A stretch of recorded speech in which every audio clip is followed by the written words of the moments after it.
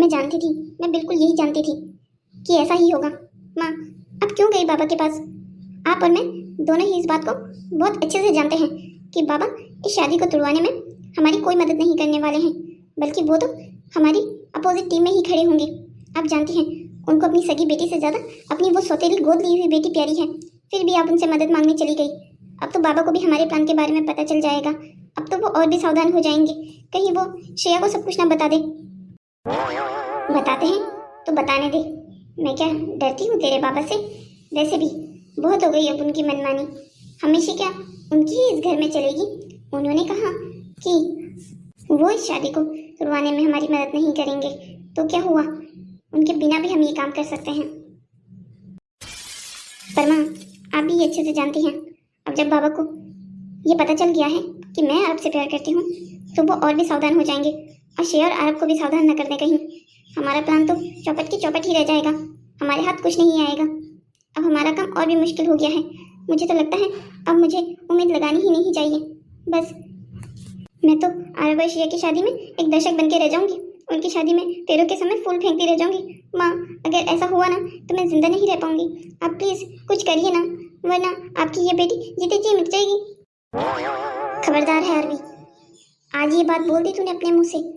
अगर अगली बार तेरे मुंह से ये जीने मरने वाली बातें सुनी ना मैंने, तो बहुत बुरा हो जाएगा। अभी तेरा साथ कम से कम मैं तो दे रही हूँ, उसके बाद मैं भी नहीं दूंगी। माँ, ऐसी निराशा वाली बातें ना करूँ तो और क्या करूँ? अब देखिए ना, मेरे खुद के बाबा ने मेरी मदद करने से मना कर दिया है। वो अच्छे से जानते हैं कि आरब मेरी जिंदगी है, फिर भी वो उसकी शादी अपनी सौतेली बेटे से करवाने में लगे हुए हैं। मेरी जान, वो बस ये सब कुछ समाज के डर के मारे कर रहे हैं। अब तू ही बता, समाज हमें थूकेगा नहीं कि पहले जिस बेटी की शादी लड़के से करवा रहे थे, उस बेटी की शादी तोड़वा कर अपनी छोटी बेटी की शादी उस लड़के से करवा दी। समाज तो 100 बातें बनाएगा ही ना। और तू तो जानती ही है, तेरे बाबा समाज के लिए जीते हैं और समाज के लिए मरते हैं। वो अपनी इज्जत पर छोटा सा भी दाग आना बिल्कुल पसंद नहीं करेंगे। तो इस बात को समझ ले, वरना ऐसा कौन सा बाप होगा जिसे अपनी सगी बेटी की खुशियों से ज्यादा एक सौतेली गोद ली हुई बेटी की खुशियां प्यारी होगी। बेटा, तो समझने की कोशिश कर, हमें तेरे बाबा को भी समझना होगा। और वैसे भी मुझे नहीं लगता तो तेरी और मेरी टीम के लिए तेरे बाबा की जरूरत है। हमें जो करना है हम वो करेंगे ही। माँ, आप सच बताइए, आप ये काम कर तो पाएंगे ना? देखिए, अगर ये काम आपके बस का नहीं है तो आप मुझे पहले ही बता दीजिए, मैं बेकार में ही अपने मन में कोई उम्मीद नहीं रखूंगी। क्या है ना, उम्मीदें जब बढ़ती है तो फिर दुख भी उतना ही ज्यादा होता है। मेरी जान, ऐसा कैसा हुआ है? तूने जो अपने मुंह से कहा हो वो तेरी माँ ने पूरा ना किया हो? भगवान से हजारों लाखों दुआओं के बाद तो मुझे मिली है। अब मैं तेरी इच्छाएं पूरी नहीं करूंगी तो और किसकी करूंगी? तेरे लिए मैंने बहुत मेहनतें की हैं। तेरी एक हंसी के लिए मैं इस दुनिया को आग लगा सकती हूँ, ये तो फिर भी एक लड़का लाना है। तू बिल्कुल चिंता मत कर, आरब की शादी सिर्फ और सिर्फ तुझसे होगी। माँ, आप सच कह रही हैं? मैं जानती थी अगर इस काम को कोई कर सकता है तो वो सिर्फ और सिर्फ मेरी प्यारी माँ है। मैं जानती हूँ दुनिया में मुझसे अगर कोई सबसे ज्यादा प्यार करता है तो वो सिर्फ और सिर्फ आप हो आप। तो फिर तू ये बात हमेशा याद रखना, कभी पार्टी बदल के अपने बाबा की तरफ मत चले जाना। ये याद रखना कि ऐसे वक्त में तेरे काम कौन आता है? तेरी माँ। बिल्कुल माँ, ये भी कोई पूछने की बात है? अब ये सब छोड़िए और मुझे ये बताइए कि आप आरब और शेया की शादी कैसे तोड़वाएंगी? बेटा, वो सब कुछ तुम मेरे पे छोड़ दे और जा अपने कमरे में आराम कर। आज वैसे भी पूरा दिन बहुत ही हेक्टिक रहा है। माँ, फिर भी अगर आपने अभी कुछ नहीं सोचा है और अगर आप बाद में सोचने वाली हैं तो मुझे बताइएगा जरूर, ठीक है ना? हाँ हाँ मेरी जान, मैं तुझे नहीं बताऊंगी तो और किसे बताऊंगी? तू जा अभी आराम कर।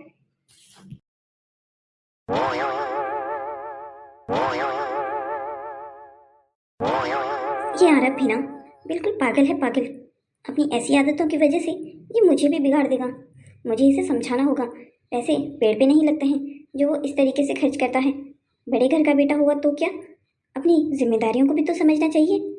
ऐसे ही अगर अपने घर वालों के पैसे उड़ाता रहेगा तो वो लोग क्या समझेंगे मुझे कि मैं कोई गोल्ड डिगर हूँ। और मुझे ये सब कुछ बिल्कुल पसंद नहीं है। मुझे आरब से इस बारे में बात करनी ही होगी। श्रेया, क्या मैं अंदर आ जाऊँ? तुम बिजी तो नहीं हो ना? अरे आरवी, आओ ना। क्या बात है, अकेले में किससे बड़बड़ा रही थी तुम? अरे कुछ नहीं, मैं तो बस अपने आप से बातें कर रही थी। सोच रही थी आरव से बात करना इस बारे में बहुत ज़्यादा ज़रूरी हो गया है। अच्छा, वैसे किस बारे में बात करनी है तुम्हें आरव से? क्या हुआ है, कहीं तुम दोनों का झगड़ा तो नहीं हो गया है ना? भगवान करे ऐसा ही हुआ हो। अरे नहीं नहीं यार भी, तुम भी ना, तुमने आज तक मुझे और आरव को कभी लड़ते हुए देखा है जो हम आज लड़ेंगे? मैं तो ये कह रही थी, आरव की आदतें देख रही हो तुम? ये बैग देखो तुम, ये बैग। अरे ये बैग तो वही है ना जो अभी लेटेस्ट कलेक्शन में आया है। अरे हमारे घर में कैसे आया और ये तुम्हारे पास क्या कर रहा है?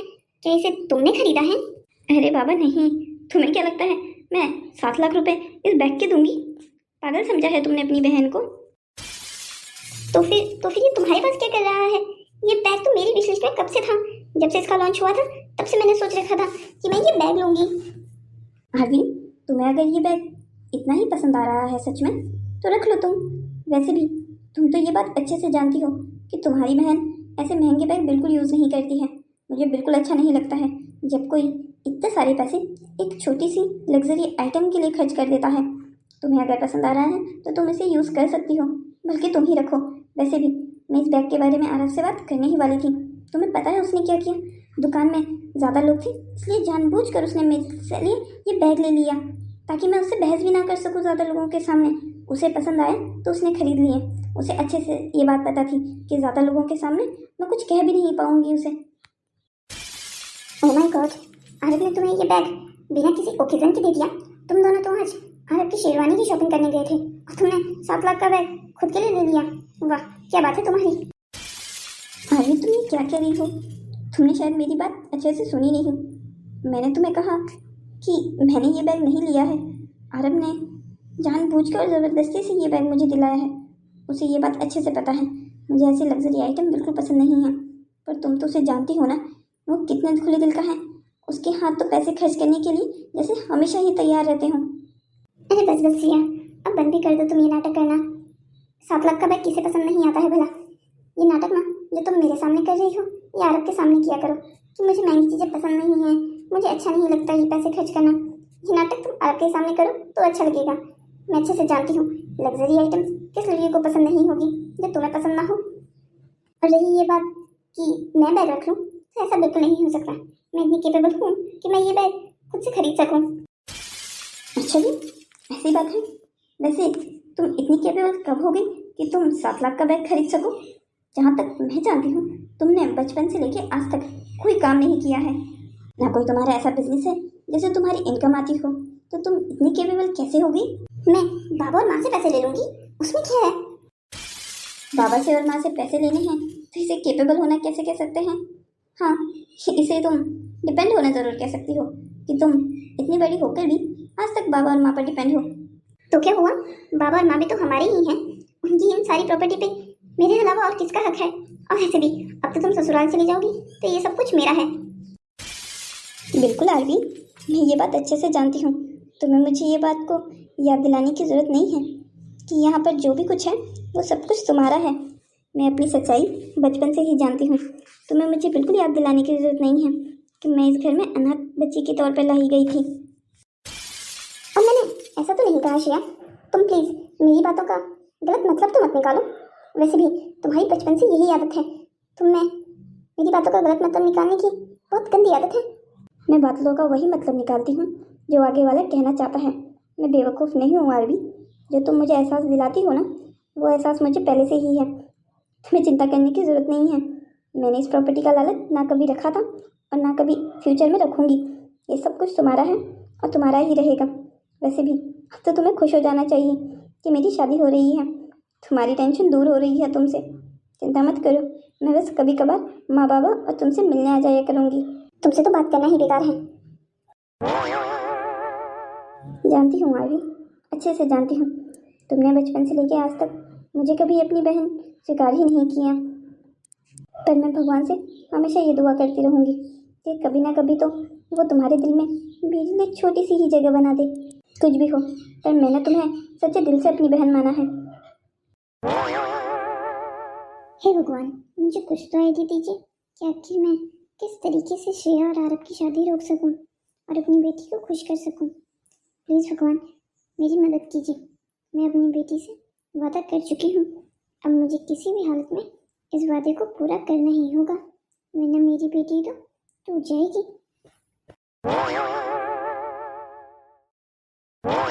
देखो तो जरा, आजकल लोग बुरे कामों के लिए भी भगवान से मदद मांगते हैं, उन्हें तो बिल्कुल भी शर्म नहीं आती। आप ये बातें किसे सुना रहे हैं? मुझे सुना रहे हैं ना? जब तुम सब कुछ जानती ही हो तो मुझे पूछकर अपना टाइम क्यों ज़ाया करती हो? और वैसे भी जो चीज़ तुम भगवान से मांग रही हो वो भगवान तुम्हें कभी नहीं देंगे। भगवान भी उन लोगों की मदद करते हैं जो लोग अच्छे और सच्चे होते हैं, पर तुम्हारे मन में तो पूरा कपट भरा हुआ है। तुम्हारी मदद भगवान कभी नहीं करेंगे। तुम अपनी बेटी की शादी करवाने के लिए अपनी बड़ी बेटी की शादी करवाने में लगी हुई हो।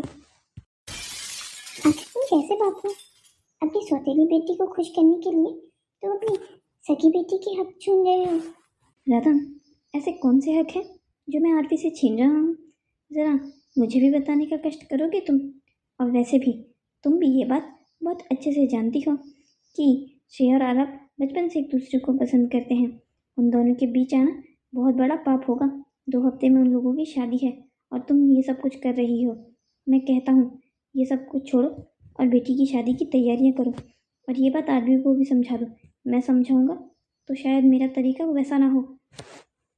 जब आपने डिसाइड कर ही लिया है कि आपने मेरा और अपनी बेटी का साथ नहीं देना है, तो अब मुझसे भी किसी प्रकार की उम्मीद मत रखिए। मैं इस शादी की कोई तैयारी नहीं करने वाली हूँ। बल्कि मुझे लगता है कि मुझे तैयारी करने की जरूरत ही नहीं पड़ेगी, क्योंकि आरव और श्रेया की शादी होगी ही नहीं।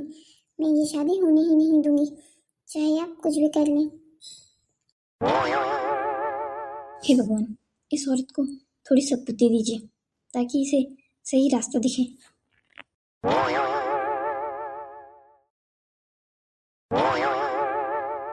श्रेया, क्या हुआ मेरी जान?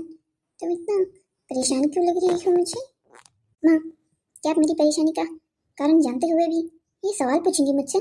मेरी परेशानी का सिर्फ और सिर्फ एक कारण है, आप लोगों की बड़ी बेटी, जिसे आप लोगों ने जानबूझकर मेरी जिंदगी में लाया, मेरी जिंदगी को आजाद बनाने के लिए। अब देखिए, ये सौतेली बेटी को आप इस घर में लेके आए हैं, वो आज मेरी हर चीज ले रही है।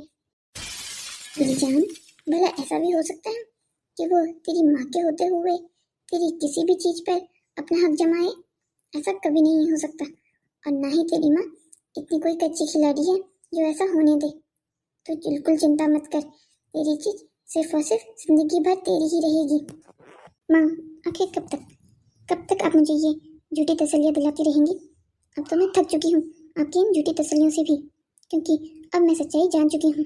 मुझे आरव श्रेया की शादी को स्वीकार कर लेना चाहिए, क्योंकि मुझे नहीं लगता कि आपका कोई भी आइडिया काम कर रहा है। अब बाबा से बात करने गई, वो आपसे हुई नहीं। आपको आरव की फैमिली से बात करने जाना था, वो भी आपसे हुआ नहीं। तो अब मैं किस बात की उम्मीद रखूँ?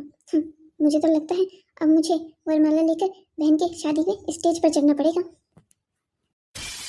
काश भगवान, काश ये दिन दिखाने से पहले आप मुझे ऊपर ही उठा लेते। इस लड़के को मैंने बचपन से चाहा, वो उसकी शादी में किसी और के साथ होते हुए बिल्कुल नहीं देख सकती। खबरदार आदमी, आज ये बात मुंह से निकाल दी। अगर अगली बार ये बात मुंह से निकाली ना, तो तेरी माँ से बुरा कोई नहीं होगा। मैंने तुझे कहा है ना कि अपनी माँ पर तो विश्वास रख। तेरी माँ वो सब कुछ करेगी जो तेरी बेहतरी के लिए होगा। अरे माँ, अच्छा हुआ आप मुझे मिल गई। मैं आपके ही पास आने वाली थी। मुझे सुबह से बाबा दिखाई नहीं दे रहे हैं। क्या बात है, वो कहीं बाहर गए हैं क्या? मैं उन्हें कॉल कर रही हूँ, वो कॉल भी रिसीव नहीं कर रहे हैं। मैं क्या तेरे बाबा की कोई चौकीदार हूँ जो हर वक्त उनके आने जाने का हिसाब रखूंगी? और वैसे भी इस घर में अगर वो किसी की परवाह करते हैं तो वो सिर्फ और सिर्फ तू है। कहीं आना हो जाना हो वो तुझे जरूर बताते हैं। हमारी तो जैसे इस घर में कोई अहमियत ही ना हो, हम तो बेकार में ही यहाँ पर खड़े हैं। माँ, क्या हुआ है? आपके और बाबा की कोई लड़ाई हुई है क्या? अब इसका हिसाब किताब भी मुझे तुझे देना होगा। अब हट मेरे आगे से, इससे पहले कि मैं तुझे और बुरा कुछ कहूँ। आरवी, माँ को क्या हुआ है? वो ऐसे तो बात नहीं करती थी मुझसे कभी। काश उन्होंने पहले तुमसे ऐसे बात कर ली होती। अगर पहले कर ली होती तो आज हमें ये दिन ना देखना पड़ता। हो क्या गया है सब लोगों को? बाबा घर पे नहीं है, माँ ऐसा व्यवहार कर रही है, और तू भी ये सब कुछ कह रही है मुझे? क्या कोई मजाक चल रहा है मेरे साथ? प्लीज़, अगर ये कोई मजाक है तो इसे बंद कर दीजिए, क्योंकि मुझे ये सारे मजाक पसंद नहीं है आरवी। इसे ये अभी भी मजाक लग रहा है। मुझे तुझसे बात करने में कोई इंटरेस्ट नहीं है। मैं अपने रूम में जा रही हूँ। आखिर ये हो क्या रहा है इस घर में?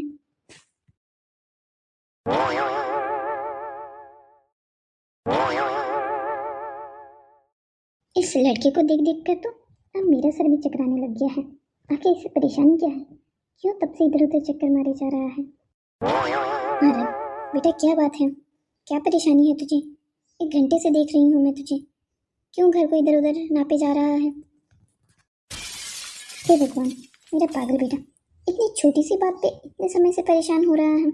अगर ऐसी ही बात है तो श्रेया को कॉल क्यों नहीं कर लेता? वाह माँ, आप मुझसे कैसी बातें कर रही हैं? आपको क्या लगता है मैंने 1 घंटे से श्रेया को कॉल नहीं किया होगा? अगर मैं उसके लिए परेशान हूँ तो सबसे पहले कॉल ही करूँगा ना। तो इसमें परेशान होने वाली क्या बात है? रास्ते में ट्रैफिक होगा, तू तो जानता है यहाँ के ट्रैफिक को। फिर भी माँ, उसे मुझे कम से कम बता तो देना चाहिए था कि उसे लेट हो जाएगी। मैं ऐसे परेशान तो ना होता ना। अब आपको पता है मेरे मन में कितने बुरे सवाल आ रहे हैं। जो भी ख्याल बुरे तेरे मन में आ रहे हैं ना, उन सबको मत आने दे और सब कुछ अच्छा अच्छा सोच ले। अब तो कुछ अच्छा सोचने की जरूरत पड़ेगी भी नहीं। ले आ गई तेरी शिया। आओ बेटा, हम कब से तुम्हारा इंतजार कर रहे हैं। सॉरी आंटी, वो मुझे लेट हो गई।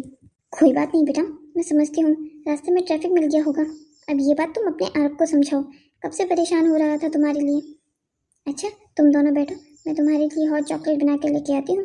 बाहर बारिश हो रही है, इस मौसम में बहुत अच्छा लगेगा। आरव, क्या आप मुझसे नाराज हैं? अभी तुम मुझसे बिल्कुल बात मत करो, बिल्कुल भी नहीं। अभी मैं तुम पर बहुत ज़्यादा गुस्सा हूँ कि तुम्हारे लिए फ़ोन करना इतना मुश्किल हो गया था कि तुम मुझे एक कॉल करके ये नहीं बता सकती थी कि आरव मुझे लेट हो जाएगी, तुम परेशान मत होना। तुम्हें पता भी है मेरे मन में कितने बुरे ख्याल आ रहे थे कि कहीं तुम्हें कुछ हो ना गया हो। इसका मतलब तुम मेरे लिए परेशान हो रहे थे। अगर इतना ही प्यार करते हो तो नाराज क्यों होते हो? अब माफ भी कर दो मुझे और अपना मूड सही करो। अच्छा ठीक है, अब बैठो। अब मुझे आराम से बताओ, क्या बात है? क्या बात है कि क्या मतलब है? अभी मैंने आंटी को बताया था कि मैं ट्रैफिक में फंस गई थी। ये झूठ ना तुम मेरी मम्मी को ही सुना सकती हो, मुझे नहीं। मैं जिस श्रेया को जानता हूँ वो अपना फ़ोन कभी ऑफ नहीं करती है, और जहाँ तक मुझे पता है उसके फ़ोन कभी बैटरी की वजह से तो ऑफ नहीं हो सकता।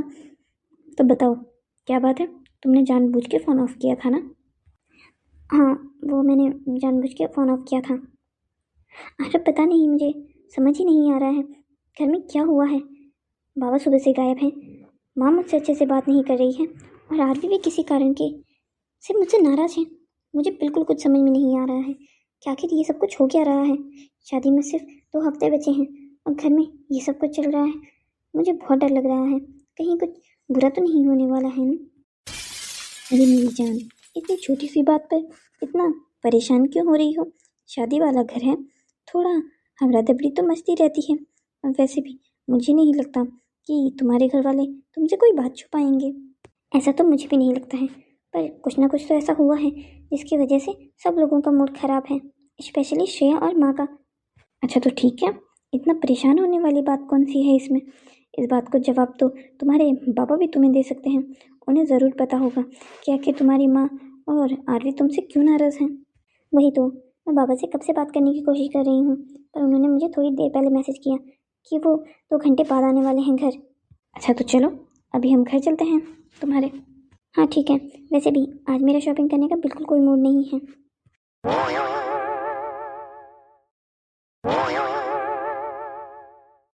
अब क्यों आई हो मेरे कमरे में?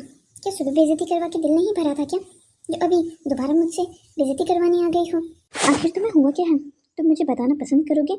मुझे समझ नहीं आ रहा है कि तुम और माँ मेरे साथ ऐसा व्यवहार कर क्यों रही हो। देखो आरवी, जो भी बात है तुम मुझे साफ साफ बता सकती हो, मैं बहन हूँ तुम्हारी। तुम मेरी कोई सगी बहन नहीं हो, ये बात तुम और मैं दोनों अच्छी तरीके से जानते हैं। इसलिए बहन होने का नाटक तो तुम मेरे सामने करो ही मत।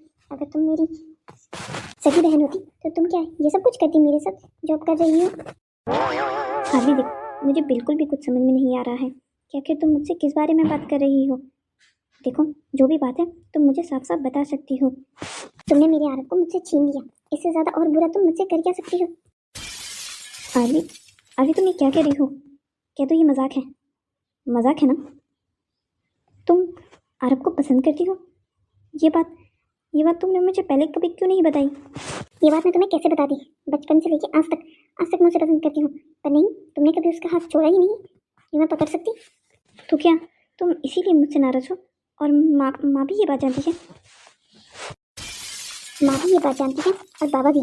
बस तुम्हारा दिल रखने के लिए वो तुम्हारी शादी आरव के साथ करवाना चाह रहे हैं। अपनी सगी बेटी की खुशियाँ छीनकर वो बिल्कुल खुश नहीं है, न माँ और बाबा। पर क्या करें, समाज के डर के कारण वो तुम्हारी शादी आरव से करवा देंगे। पर एक बात हमेशा याद रखना, मेरी खुशियाँ छीनकर तुम भी कभी खुश नहीं रह पाओगी। इसका मतलब तो ये है कि बाबा और माँ भी नहीं चाहते कि मेरी शादी आरव से हो। बाबा और माँ दोनों ही ये नहीं चाहते कि तुम्हारी शादी आरव से हो। पर क्या करें, समाज भी तो कोई चीज़ है, इसकी वजह से उन्हें ये सब कुछ करना पड़ रहा है। वरना अगर उन्हें समाज का डर ना होता तो क्या वो आरव की शादी तुमसे होने देते, ये जानते हुए भी कि उनकी बेटी आपको कितना पसंद करती है। काश तुमने ये बात मुझसे पहले कह दी होती तो आज ये सिचुएशन यहाँ खड़ी नहीं होती। पहले बता भी दिया होता तो क्या हो जाता? तुम कौन सा आरव का हाथ छोड़ने वाली थी? मैं अपने परिवार की खुशियों के लिए कुछ भी कर सकती हूँ। आरवी, अगर तुम मुझे 1% भी जानती ना तो ये सब कुछ नहीं कहती मुझे। मुझे झूठे दिलासे देने की जरूरत नहीं है तुम्हें। मैं अच्छे से जानती हूँ कि तुम आरव का हाथ कभी नहीं छोड़ने वाली हो, इसलिए ये ड्रामा करके मेरे सामने भोली बनने की तो कोशिश करो ही मत। मैं तुम्हें अब कुछ साबित नहीं करना चाहती, मैं थक चुकी हूँ। क्या ये सच में आरव को छोड़ने वाली है? ये मुझे ऐसा लगा है, मुझे चलकर देखना चाहिए।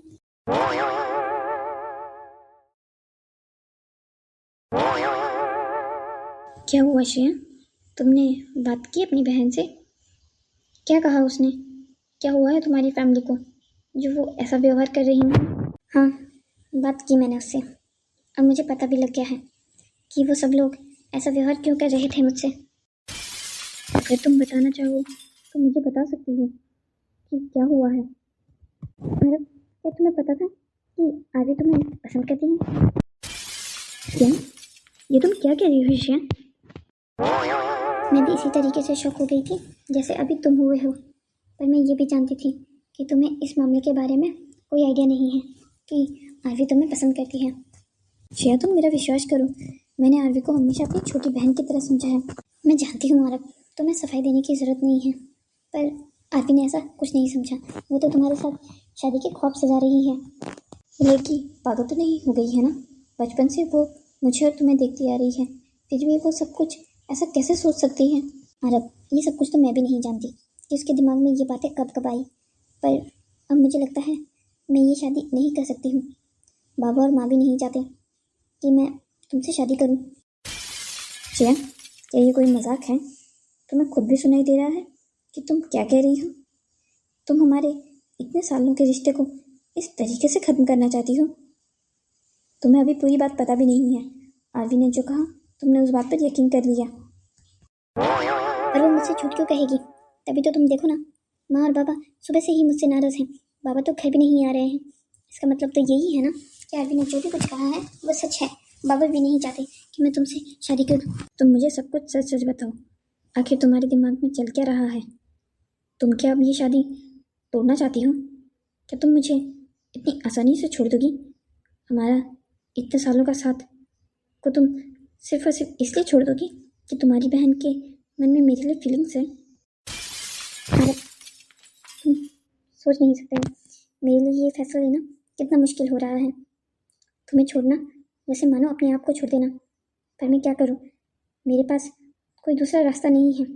मुझे या तो तुम्हें चुनना होगा या अपने परिवार को, और मैं अपने परिवार को सिर्फ इसलिए नहीं छोड़ सकती कि मैं तुमसे प्यार करती हूँ। और मुझे इतनी आसानी से छोड़ सकती हो?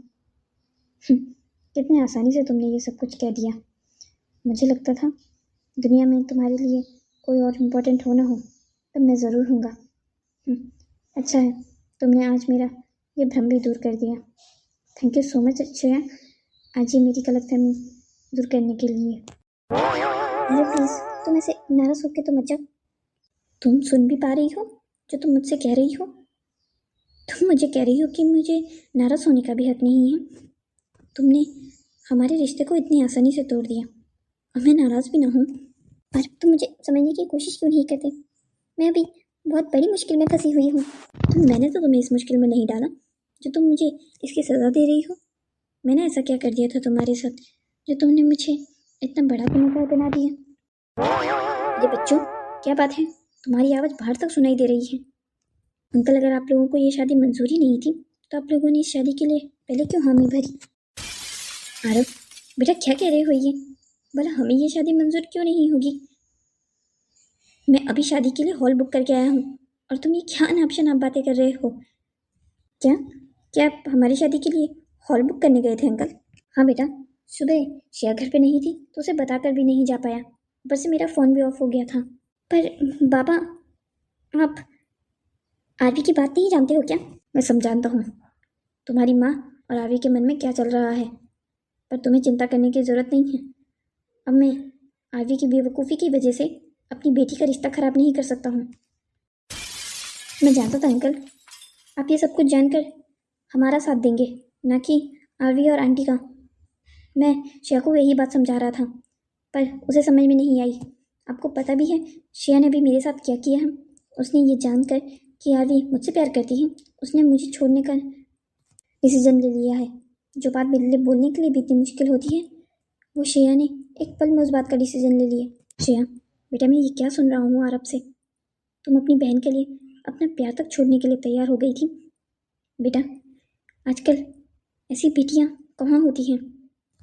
मैंने पिछले जन्म में कुछ अच्छे ही कर्म किए होंगे जो तुम मुझे बेटी के रूप में मिली। नहीं बाबा, कर्म तो मैंने कुछ अच्छे किए होंगे जो मैं आपके घर में आपकी बेटी बनकर रह रही हूँ। तुम्हें ये रिश्ता तोड़ने की बिल्कुल ज़रूरत नहीं है। अगर इस रिश्ते से किसी को परेशानी है तो वो इस शादी में नहीं आ सकता है। पर बाबा, पर कुछ नहीं, मैंने जो फैसला ले लिया है वो ले लिया है। तुम्हारी माँ और बहन के चक्कर में मैं तुम्हारा परिवार खराब नहीं कर सकता। मैं तुम्हें इसलिए घर में नहीं लाया था कि मैं तुम्हारे साथ ऐसा भेदभाव कर सकूं। तुम हमारी ज़िंदगी में तब आई थी जब हम सबसे मुश्किल हालातों में थे। तुम्हारे इस घर में आने के बाद हम सब उन बुरे ख्वाबों से उठ गए जैसे मानो वो सिर्फ एक सपना था।